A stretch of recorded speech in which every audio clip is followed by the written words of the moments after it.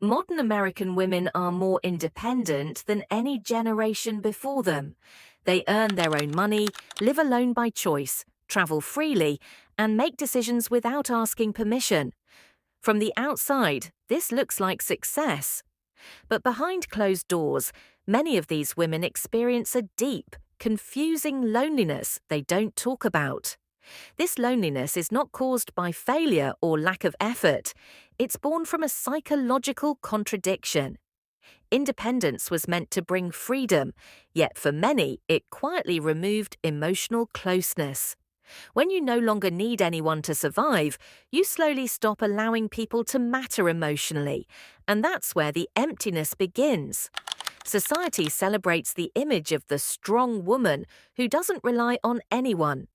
From childhood, many American girls are taught to be self-sufficient, emotionally controlled, and resilient at all costs. Needing help is often framed as weakness, and vulnerability is subtly discouraged. Over time, this creates women who are incredibly capable but emotionally guarded. They learn how to manage life, but not how to share it. When emotions are constantly self-managed instead of shared, loneliness doesn't arrive suddenly, it grows quietly, becoming normal. The independence paradox is simple but powerful. Financial and personal freedom increase, while emotional interdependence decreases. In earlier generations, community, family, and shared struggles created natural bonds. Today, life is efficient but isolated. Workdays are long, homes are quiet, and conversations are often transactional. Independence teaches women to solve problems alone, but it doesn't teach them how to feel supported. Eventually, many women stop reaching out, not because they don't want connection, but because they don't want to feel like a burden. Dating culture intensifies this loneliness. Modern dating in the US offers endless options but very little depth. Dating apps create the illusion of abundance, yet emotional investment is rare. Ghosting, casual relationships, and non-commitment have become normalized. When emotional effort isn't reciprocated, the brain adapts by lowering expectations. Women begin to protect themselves by staying detached, convincing themselves they're fine alone. Over time, emotional walls become habits and habits become identity. Social media further complicates this emotional disconnect.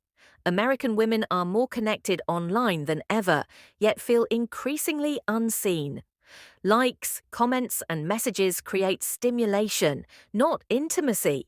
The brain receives dopamine, but the heart receives nothing. Scrolling replaces conversation, and comparison replaces connection.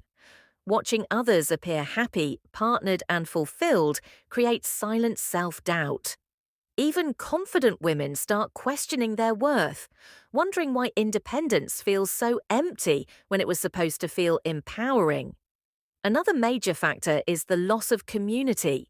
Many women move frequently for education or careers, leaving behind family and childhood friendships. Neighborhoods no longer function as support systems, and adult friendships are difficult to maintain. Everyone is busy surviving, building, achieving. Without consistent human presence, emotional bonds weaken. Humans are wired for belonging, not just productivity. When belonging disappears, loneliness takes its place. For some women, hyperindependence is not a choice, it's a defense mechanism. Past disappointments, betrayals, or emotional neglect teach the nervous system one lesson: relying on others leads to pain. So the mind adapts. I don't need anyone becomes emotional armor. Independence feels safe because it removes the risk of rejection, but safety without connection slowly becomes isolation. What once protected them now keeps them alone. Loneliness often becomes most intense at night. During the day, work, goals, and distractions keep emotions buried. At night, when silence arrives, so does the truth. The empty apartment, the lack of shared experiences, the absence of emotional warmth. These moments force self-reflection. It's not about wanting a relationship at any cost, it's about wanting to be emotionally known by someone. Independence doesn't replace intimacy, no matter how successful life appears.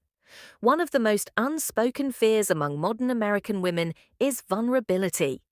Opening up feels dangerous in a culture where emotional availability isn't always respected.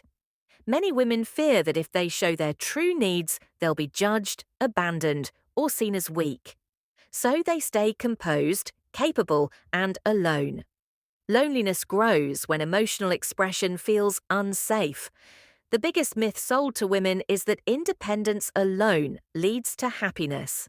In reality, humans thrive on balanced interdependence. Strength doesn't mean isolation, and freedom doesn't mean emotional distance.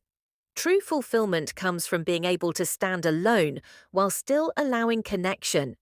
Independence should be a foundation, not a wall,